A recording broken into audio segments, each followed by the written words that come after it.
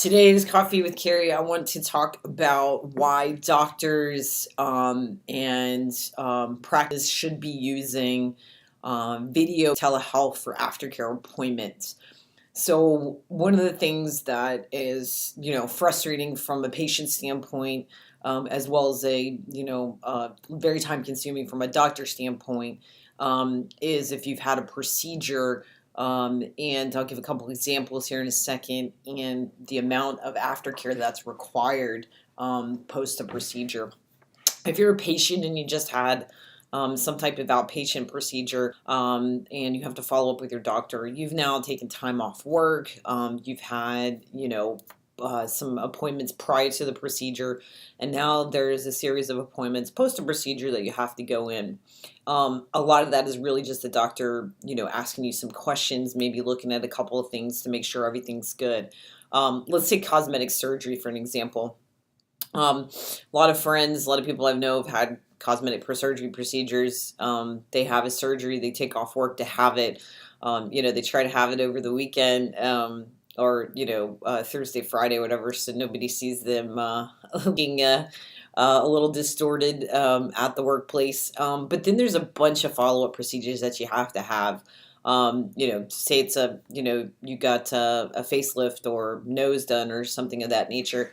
The last thing you really want to do is get out and go into an appointment from that perspective. So, with video-based telehealth, practices can roll this out and roll out their own. There's some shared services as well, and be able to still have an appointment time, still be able to video and talk to the patient, and through high definition video, you're able to see pretty much the exact same thing as if I was sitting in front of you. The great thing about that is it typically takes, an hour and 12 minutes for a patient to go to appointment. And that's not including, that's including a little bit of travel time. In the city where I live in Austin, to go to a doctor's appointment is way worse than that, given the traffic situation we have here. But an hour and 12 minutes, but only 16 minutes of that on average is actually seeing the doctor. So that can get pretty frustrating for a patient to be sitting in a waiting room. We know things happen with doctors. They run over, things happen of that nature. And so being able to do that video-based appointment allows the doctor to see more patients, allows them to have more proactive communications and follow-up, and it's a better, experience from the patient standpoint. So if you're a doctor or primary care physician or hospital network, rather than referring that business off, the ability to provide care after hours as well, from a doctor being at home or wherever, whoever is the person's on call. It's an increase in revenue for the practice. It helps with patient experience and referrals.